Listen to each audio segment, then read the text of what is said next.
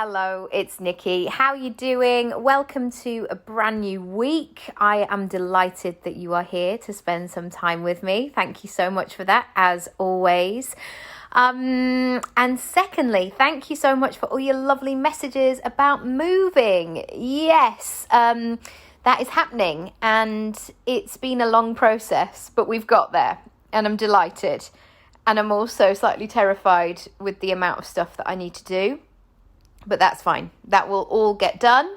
I think sometimes when you're just staring at boxes, it all just feels a bit overwhelming because they're taller than you are. But we're in a really... It will all be fine. My goodness, I am not complaining in the slightest. There are far more serious things going on in the world right now. And it's heartbreaking. It really is. Today I want to go into a bit of detail about what's been happening behind the scenes to get to this point. And this has been really interesting as a reflection exercise. And I've done this over the last 7 years since I became pregnant with Oscar. And today I had a really sort of life-affirming moment, quite an emotional moment where I actually was on the bus and I went past the hospital where both the children were born, and I'd been to get some supplies for the house, and I was then going to drop these supplies off at the house, and it just felt like a lot had happened in 7 years. And I know maybe some people did all of that, by the time they were 25, but I didn't. It felt like one of those moments where I just had to kind of capture it. Over the last few months, there has been a lot of work behind the scenes to get to this point, and emails and admin and researching and doing all the things that you need to do to facilitate a move. And I think many of us have these moments in our lives where we feel that those other things, apart from our life and work, need to take our focus, our concentration. And I know from other times in my life, there's been, several months where I've thought, just after I had my children, I just need to maintain. I just need to have the money that I need to have coming into my business. And that's enough. That's enough. Like, I don't need to 10x whatever I'm doing, or I don't need to push. Equally, there's been times where I've lost people in my life where I've been, making a lot of trips at weekends to visit people and to care for people and do all of that behind the scenes. And again, my Saturday and Sunday at that time wasn't like, oh my goodness, let me be my best self and get myself in the best shape of my life. And I think this is the thing with many experts that talk online, is they assume that you should max out on all areas of life all at once. And I can't do that. I was going to say it in like a different way, but it's like, I can't do that. And I actually don't know many people who can. And sometimes, you've met people like this before who go, I'm fine, everything's fine. I think there's a reel on Instagram. I'm fine. It's the Ross from Friends thing. And you can see the whites of people's eyes getting bigger and bigger. And you can almost see their heart pumping faster because they're kind of trying to do all of the things and be all the things to all of the people. And even though I'm not going to ever say, oh, well, that's it, I never need to work again. My goodness me, that is, not the case at all. And also, I absolutely love my work as well. So it really fulfills a need. But certainly, and I guess also I should say, this week I've really missed my morning routine because when I had COVID a couple of weeks ago, it felt like my body went, no, sleep, heal. And I was going to bed at like 7:38. And, you know, sometimes my kids still wake up in the night, but I was trying to capture, it was like my body was sucking up all the sleep as and when it could. But now, several weeks later, I'm interested in doing my morning routine. I'm interested in what a new space, a new vibe, a new energy will bring to all of this. So, firstly, I want to say, if on March the 7th, which is what it is today, you haven't done all of the things that you wanted to do this year, think about the stuff that you have done. And that might not be stuff that anybody else sees on the outside. It may be those internal shifts. And when I talk about the moves that I've made in my life, or the things that have happened in business or whatever, it's not usually being shared on the same day that it started. So it wasn't like, oh, I started the podcast and in the same 24 hours, it was going worldwide and in the charts. Like, far, far, far from the truth. And certainly when I started, I'd had the idea of beginning it 4 years previously, more than that. And it took me a while to really think about what I wanted to create and work on it and get it to the stage that I wanted it to.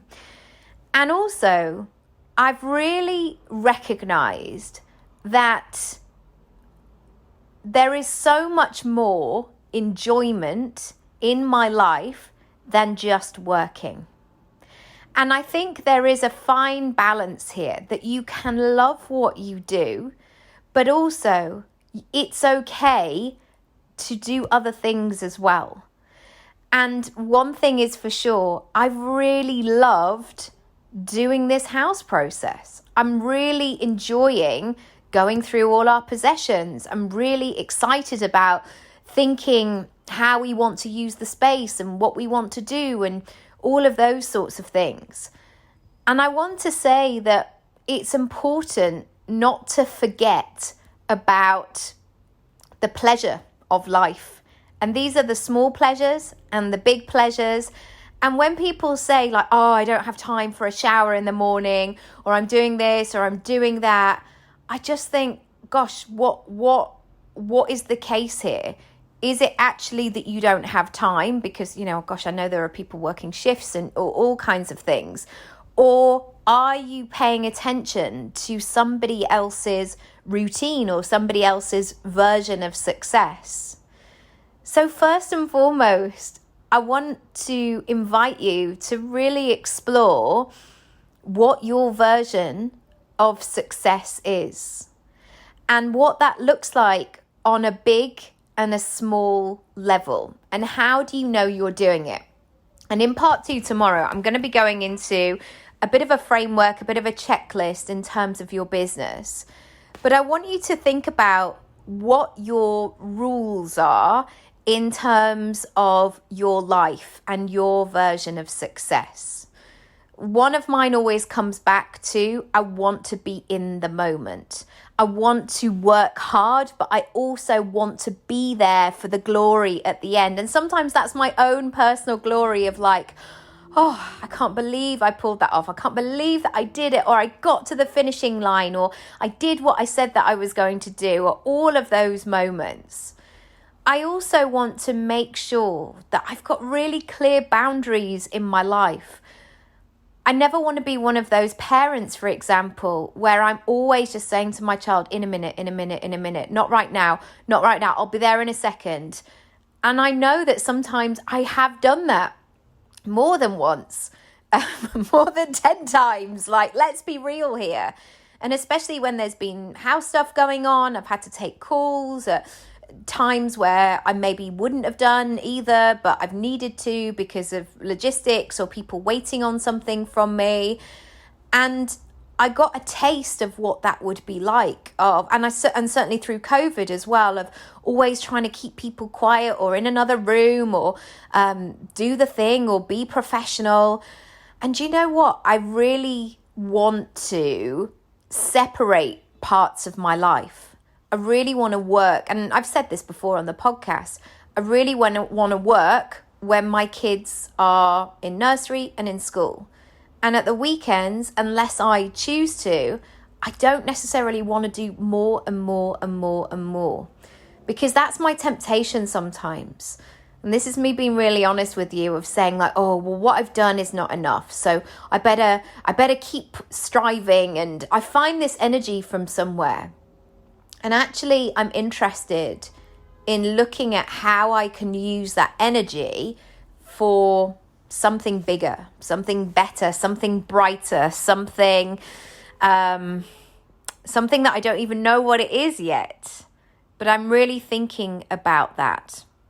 So I want you to have a consideration about what your version of success is.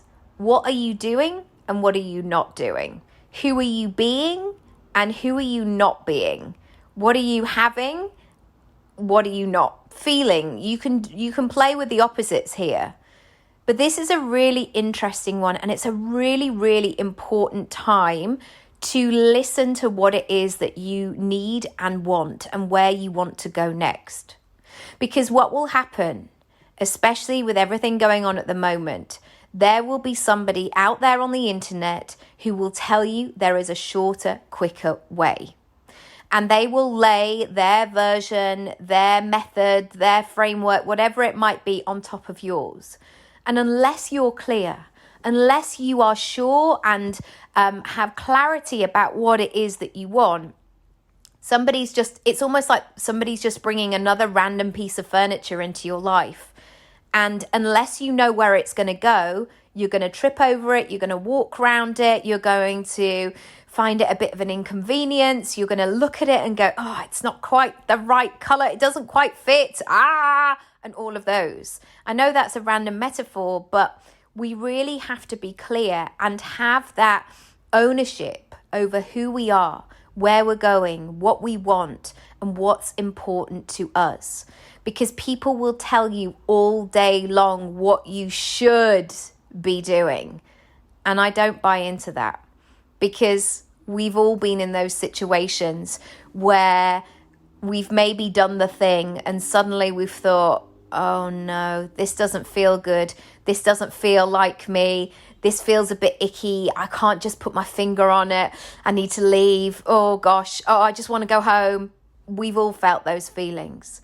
So know that this is a safe space for you to take these questions on a walk, to your journal, whatever it is that you want to do, and ask yourself, what is your version of success? And one of mine, if I'm rewriting these rules, is I am not going to work every single hour that I have in terms of childcare. And I used to do that. I was going back to 2017, 2018, when I suddenly started having childcare and Oscar at nursery. And I used to race home and sit at my desk straight away. And I just used to work and power through. And yes, of course, some of those moves that I made have led to this point. And I'm not saying that you're going to get there without doing the work or doing the thing. But we all deserve a bit of time, a bit of space, a bit of a drink, a refreshment, a moment. And it's definitely worth spending some time with. As I mentioned, thank you so much for listening today. There is a part 2 tomorrow, so do come back for that. If you want to do this rearrangement with somebody, a great way to work with me is to book a pick and mix session. You can find out all the details, nikiraby.com/sessions. And I'm really interested in what you bring to the table. So the way the sessions work is that once you've booked and we have a date, I send you some pre-work, which you will then complete. I then do a full audit of that pre-work and also your online presence and what you're selling and what other things you want to share with me. And so I am fully prepared for our session. Then we can meet in person. Oh my goodness, if you are London based, or we can do it over the phone or Zoom, that's absolutely fine as well. And then after our session together, we have a week or 2 week, depending on which package you book, of email support. So if that's of interest, do come on over and ask me when my next availability is, and I can send you some options and some dates, and we can do that. All right, thank you so much. As I say, part 2 will be with you tomorrow. Sending you lots of love, and speak soon.